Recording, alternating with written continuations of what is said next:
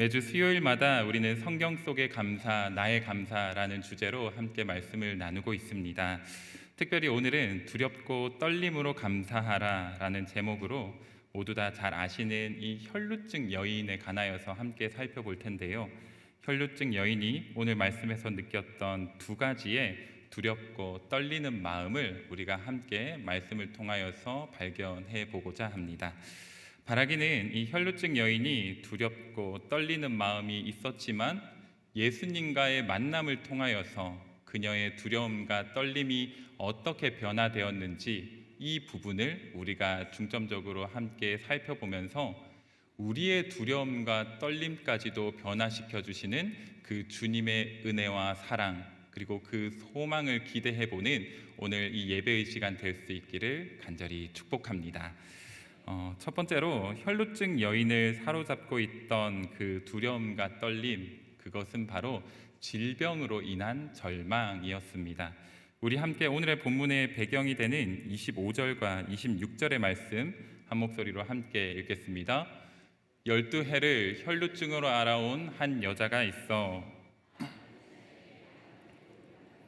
가진 것도 다 허비하였으되 아무 효험이 없고 도리어 더 중하여졌던 자에. 오늘 본문에는 12년 동안 혈루증으로 고통 속에 있던 한 여인이 등장을 합니다. 여성이 특정 기간이 지났음에도 계속해서 하혈하는 상태를 혈루증이라고 하지요. 당시의 혈루증은 단순한 질병 정도가 아니었습니다. 레위기 15장을 보면요, 이 혈루증은 쉽게 말하면 부정한 병으로 간주되었습니다. 율법에 따르면은 여인이 부정한 병을 앓고 있었기 때문에 여인이 만지는 것도 부정해졌고요, 그리고 여인이 만나는 사람도 부정해졌고 여인이 머무는 모든 자리들까지도 부정해졌습니다. 다시 말해서 여인은 만지고 싶은 것도 만질 수 없고, 만나고 싶어도 만날 수 없고, 가고 싶어도 갈 수 없는, 사랑하는 나의 가족, 사랑하는 나의 친구, 사랑하는 나의 이웃들 모두 만날 수 없는 그런 철저한 단절 속에 살아가고 있었다는 겁니다. 게다가 많은 의사들에게 많은 괴로움을 받았다라고 하지요. 당시에 유명한 의사들은 몰래 어떻게 해서든 찾아가 봤을 겁니다. 그리고 자신을 고쳐달라고 하였겠지요. 하지만 그 의사들을 찾아가도 어떠한 방법이 없어서 결국은 눈물을 흘리며 돌아올 수밖에 없었을 겁니다. 그리고 자신의 부정함으로 인하여서 결코 자신은 구원받을 수 없다라는 그 구원의 심판 앞에 철저한 절망, 그리고 절망의 늪에 빠져버릴 수밖에 없었을 겁니다. 육체적으로도, 경제적으로도, 정서적으로도, 사회적으로도 무엇 하나 기댈 것 없는 그녀에게 이 영적인 절망은 세상 그 무엇보다도 크나큰 깊은 절망이었습니다. 그런데 그때 예수님이 지나가신다는 소문을 듣게 되지요. 예수님을 만나면 어떠한 병도 다 나을 수 있다더라 라는 사람들의 소문을 이 여인은 이미 알고 있었을 겁니다. 당연히 이 여인도 예수님에 관한 소문을 들었을 것이고, 예수님의 옷에라도 손을 대면 구원을 받을 수 있을 것이라는 그 확신이 그의 마음 가운데 싹 트이기 시작합니다. 그래서 사람들의 그 무리 속으로 몰래 숨어 들어가 예수님께 한 걸음 한 걸음 나아가지요. 그리고 마침내 예수님의 겉옷에 붙은 그 술을 만지게 되고, 그 즉시 여인의 12년 동안 깊은 절망으로 빠뜨리던 혈루증의 모든 질병은 낫게 되었습니다. 여기까지만 보면은 너무나도 은혜로운 이야기이지요. 이 여인도 행복해졌고, 그리고 또 무리 속에 몰래 숨어 들어왔기 때문에 여인이 혈루증에 걸렸다거나 여인이 부정한 사람이라는 것을 모르는 사람들도 있었을 겁니다. 그런데 이때 어느 문제가 발생하느냐, 바로 예수님이 여인을 지목하시는 겁니다. 자신을 만진 사람이 있다고. 그 사람이 바로 누구냐고 여인을 바라보면서 말씀하시는 거지요. 우리 함께 오늘의 말씀 33절의 말씀 함께 한 목소리로 읽어보도록 하겠습니다. 여자가 자기에게 이루어진 일을 알고 두려워하여 떨며 와서 그 앞에 엎드려 모든 사실을 여쭈니. 자, 이 말씀처럼 여인은 자신에게 말씀하시는 그 예수님의 말씀 앞에 순종할 수밖에 없었습니다. 두렵고 떨리는 마음으로 예수님께 모든 사실을 자백할 수밖에 없었습니다. 저는 부정한 사람입니다. 그럼에도 불구하고 무리 속에 들어와서 모든 사람들을 부정하게 만들었습니다. 그리고 예수님의 옷을 붙잡으면서 예수님마저도 부정하게 만들었습니다. 예수님, 저는 죽을 수밖에 없는 죄인입니다. 이렇게 자신의 그 상태와 그리고 자신의 심정을 하나도 빠짐없이 낱낱이 주님께 고백합니다. 그런데 이 말씀 속에서 여인이 두렵고 떨리는 마음으로 주님께 고백하였다라고 성경이 이야기를 하지요. 우리가 이 상황에서 여인은 많은 사람들에게 자신의 부정함을 들켰으니 그 사람들에게 앞으로 욕먹고 또 자신의 목숨이 위태로워질 그 상황을 생각하면은 정말 두렵고 떨릴 수밖에 없겠구나 라고 생각하게 됩니다. 자, 그런데요, 이 여인이 느꼈던 두렵고 떨리는 그 당시의 심정은 다른 사람들로 인한 그런 죽음을 앞둔 이의 두렵고 떨리는 마음이 아니었습니다. 이 순간 여인이 느꼈던 그 두려움과 떨림, 그것은 바로 주님을 만났을 때 느껴지는 경외하는 마음이었습니다. 다시 말해서 여인이 기존에 가지고 있던 질병으로 인한 그 두렵고 떨리는 마음이 주님을 만나게 되면서 주님을 경외하는 두렵고 떨림으로 변화되었다라는 겁니다. 주님을 보았다는 것만으로도 죽을 수밖에 없을 텐데, 그리고 주님을 부정하게 만들었으니 나는 정말 죽은 목숨이구나 라고밖에 생각할 수밖에 없었는데, 그 여인은 자신이 어떠한 처지가 될지 그러한 것은 전혀 상관조차 하지 않고 주님의 존전 앞에 섰을 때, 그 거룩한 주님을 내가 만났을 때 느껴지는 신적 존재 앞에 느껴지는 그 경외함으로 가득 차서 두렵고 떨리는 상태로 변화되었다라는 겁니다. 이렇게 두렵고 떨리는 여인을 향하여서 예수님이 이렇게 말씀해 주시지요. 우리 함께 나에게 하시는 그 예수님의 말씀이라 생각하면서 마지막 34절의 말씀 한 목소리로 고백해 보겠습니다. 예수께서 이르시되 딸아, 내 믿음이 너를 구원하였으니 평안히 가라. 내 병에서 놓여 건강할지어다. 아멘. 예수님께서는 세상 많은 사람들이 외면하고 부정하고 분노하는 바로 그 순간에 여인을 나의 딸이라고, 여인을 사랑하는 나의 자녀라고 품어 안아 주셨습니다. 사랑하는 성도 여러분, 예수님의 사랑이 더욱 위대하고 놀라운 것은 이 상황에서 많은 사람들이 그녀를 부정하다 말하는 이 상황에서 그녀를 나의 딸이라고 불러주셨기 때문입니다. 예수님은요, 많은 사람들이 이 여인을 어떻게 평가하는지 그런 사람들의 시선은 전혀 관심이 없으셨습니다. 상관조차 하지 않으셨습니다. 예수님이 바라보셨던 것은 이 여인의 간절한 마음, 그것 하나뿐이셨습니다. 예수님의 옷자락이라도 만질 수만 있다면 나의 모든 질병은 나을 수 있다는 이 여인의 간절한 심정을 예수님께서는 이미 알고 계셨습니다.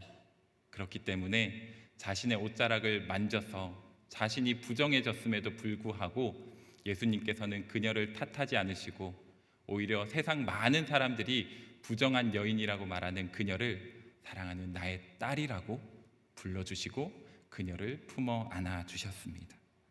그리고 예수님께서는 그녀의 질병을 고쳐주심과 더불어서 죽을 수밖에 없는 죄인이었던 그 여인을 구원하여 주셨고, 앞으로 절망으로 살아가는 것이 아니라 소망으로 살아가는 구원의 기쁨을 맛보게 하여 주셨습니다.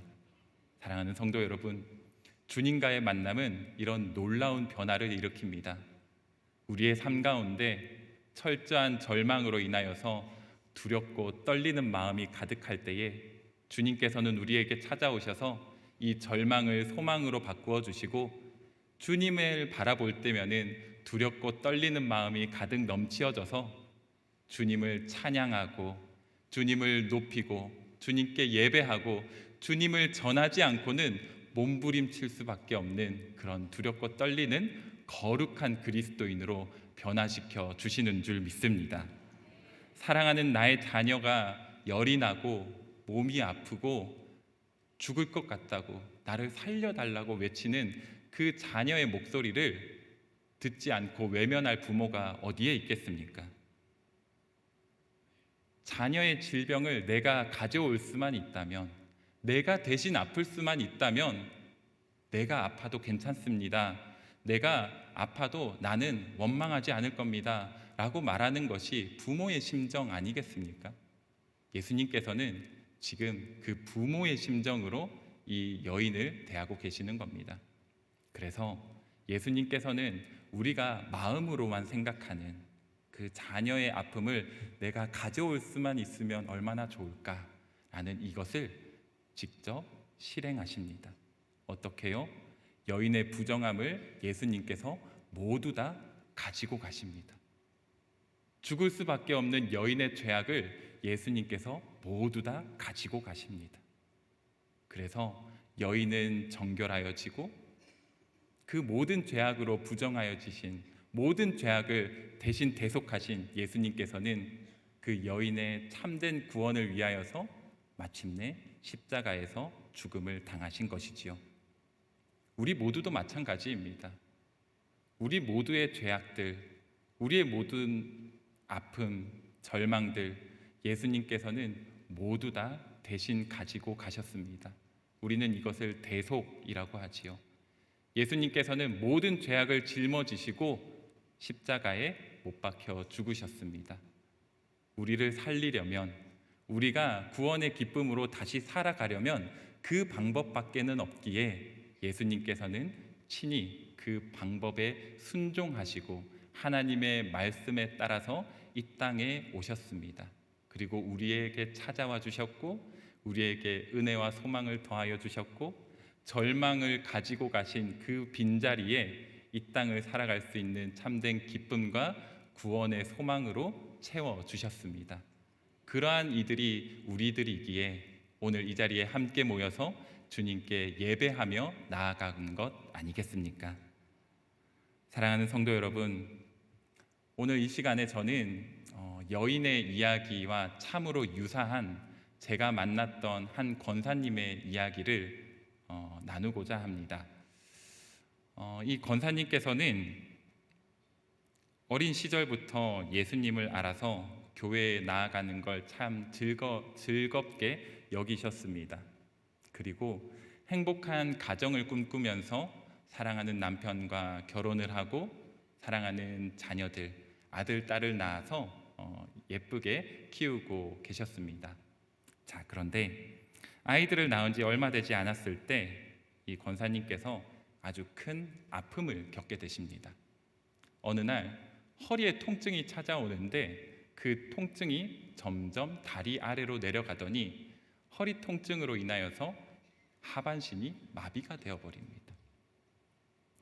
몸을 제대로 움직일 수가 없으니 온몸에는 담이 걸리고 근육통이 찾아왔고 심지어는 유방암까지도 발견되어서 암 치료도 받아야 하는 상황이 되었습니다. 낫기 위해서 정말 최선을 다하셨다고 합니다.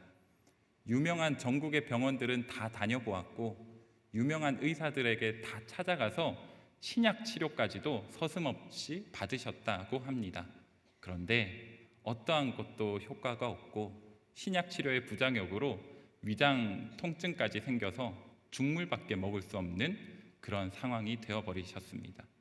세상의 많은 의사들도 이제는 방법이 없다고 손을 놓아버렸으니 우리가 흔히 이야기하는 시한부 인생이 권사님에게 찾아온 겁니다. 움직일 수도 없고 먹을 수도 없고 어떠한 것도 할 수 없는 철저한 절망, 그 절망 가운데 권사님은 계셨던 것이요. 그 당시에 사랑하는 아들의 나이가 불과 3살이었다고 합니다.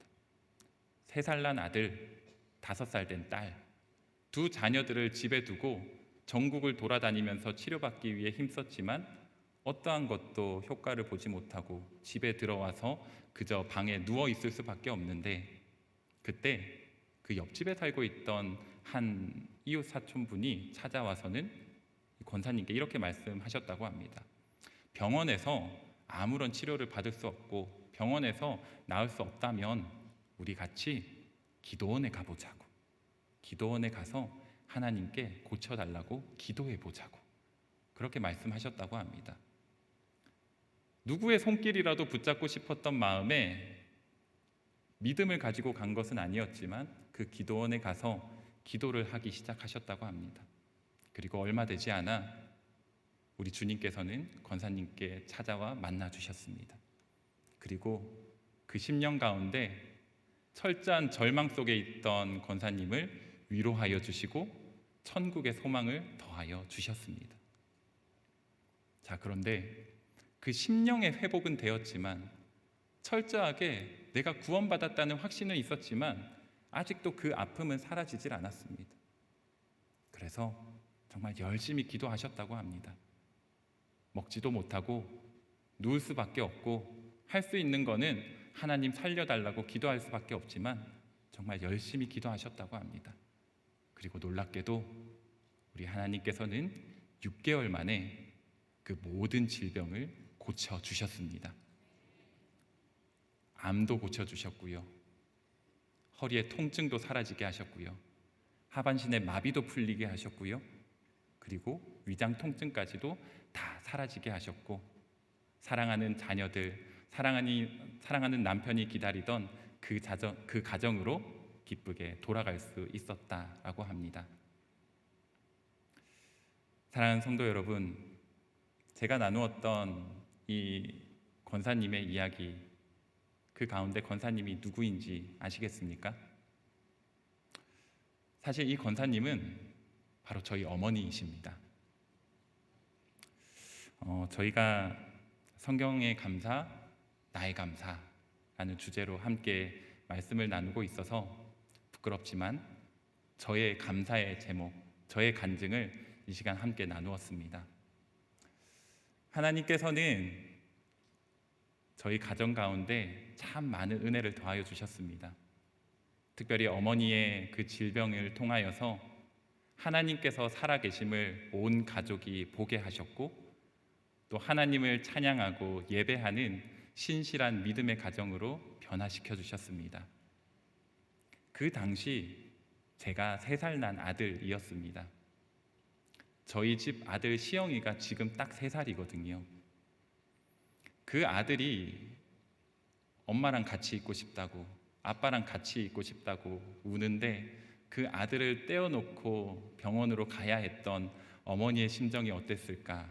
지금까지는 잘 이해가 되지 않았는데, 제 아들이 3살이 되던 올해 어머니의 그 이야기를 다시 한번 말씀을 준비하면서 생각해 보니까, 어머니를 진짜 절망 속에 빠뜨렸던 것은 질병이 아니라 사랑하는 가족과의 단절, 사랑하는 자녀를 이제는 볼 수 없겠다라는 그 아픔이 더욱더 크게 다가오지 않으셨을까 싶습니다. 지금 저희 어머니 어떻게 지내시는지 궁금하시지요?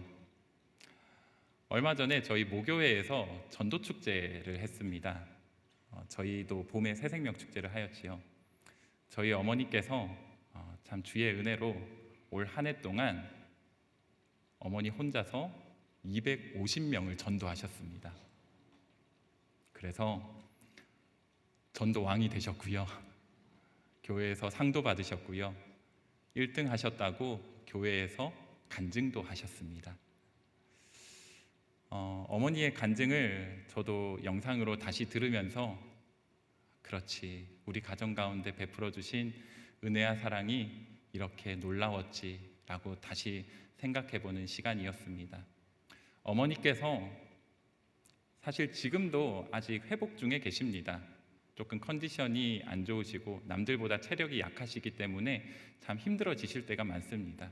그럼에도 불구하고 어머니께서 그렇게 밤낮으로 거리로 또 골목으로 전도하기 위해 나가시는 이유가 무엇인가 하니 내게 찾아오신 그 예수님의 사랑이 너무나도 두렵고 떨려서 가만히 있을 수가 없어서 세상에서 살아가는 저 사람들도 내가 만났던 예수님을 만나서 구원받으면 참 좋을 텐데 내가 만난 예수님을 만나지 못하면은 저들도 언젠가는 지옥에 가게 될 텐데 그것이 너무나도 두렵고 떨려서 가만히 있을 수 없어서 복음을 전하러 나가셨다고 합니다.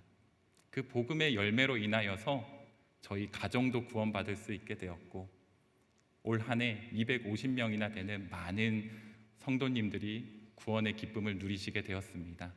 그리고 특별히 저희 누나는 둘 다 우리 가정에 베풀어 주신 그 은혜와 사랑에 감사하면서 하나님을 위하여서 살아가겠다고 함께 결단하고 둘 다 목사가 되어서 지금까지 목회자의 길을 계속해서 걸어가고 있습니다.